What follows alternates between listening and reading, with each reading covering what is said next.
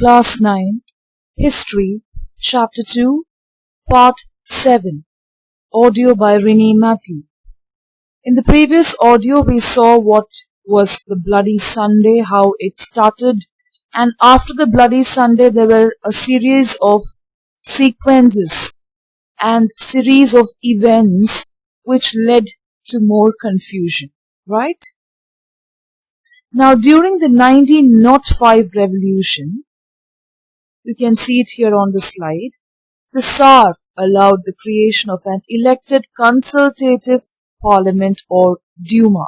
So finally the Tsar agreed to have an elected body, a parliament body known as the Duma.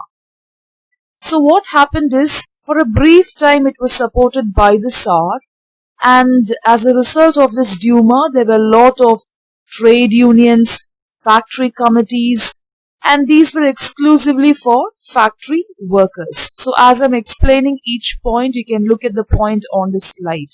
Okay. So as a result of the creation of the Duma, trade unions and factory committees were made up. And this is something which happened during the 1905 revolution. And after that, what happened?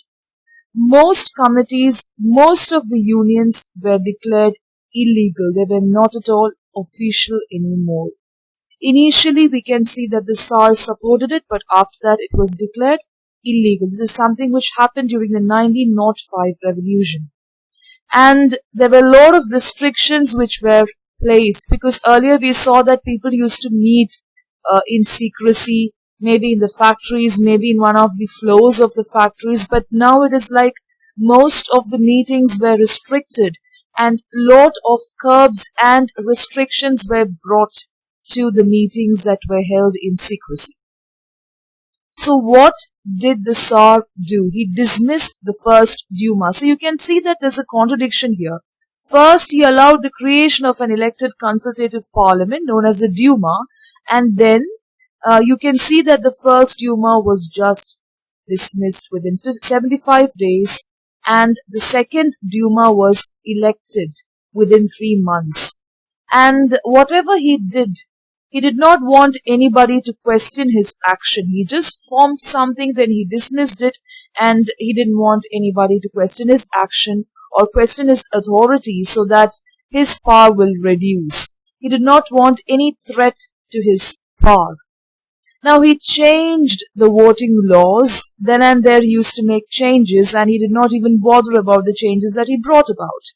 And we saw that the second Duma was created, and after that he packed the third Duma also. The third Duma which was created also had conservative politicians. So he filled the third Duma in a very clever way with the conservative politicians so that they will not allow much of change to happen. Did you understand the technique used? Yeah. So the liberals and the revolutionaries were kept out. Can you see the last point on the slide? Yes, all of them were kept out when the third Duma was filled by the Tsar with conservative politicians. The picture that is put up in the slide is of Duma. That is how it was arranged. That is how people used to have meetings in those days. And this happened during the 1905 revolution. The First World War and the Russian Empire. So what was the role of the Russian Empire in the First World War? In 1914, you must be very familiar with world history. The First World War broke out, and it was between two European alliances. Yeah. So you have all these alliances. Can you see all the alliances there? Germany, Austria, and Turkey. They were the central powers. France, Britain, and Russia, later known as Italy and Romania. So it was between the two European alliances, and you can see that Russia is a part of one side and Germany was a part of other side. So you can also see that each country had a global empire, and the war was fought outside Europe as well as in Europe. So Europe had the maximum impact because it was fought between two European alliances, and it is not that they alone were affected by it. The tremor and the effect was felt all over. It was a global empire, and this was known as the First World War. Why was it known as the First World War? Because the tremor was actually felt everywhere. It was felt all throughout. And in Russia, the war was initially popular and people rallied around Tsar Nicholas II.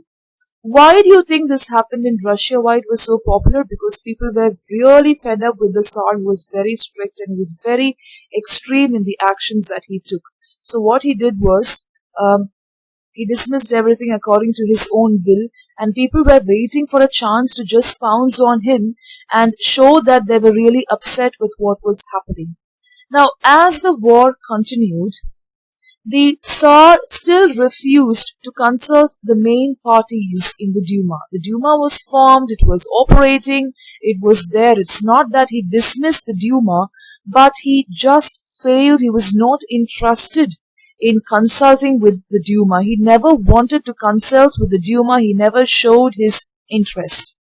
So you can see that the support wore thin. Support for what? Support for the Duma was thin.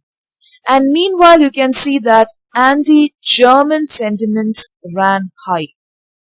And that can also be seen in the renaming of St. Petersburg, a German name, as Petrograd.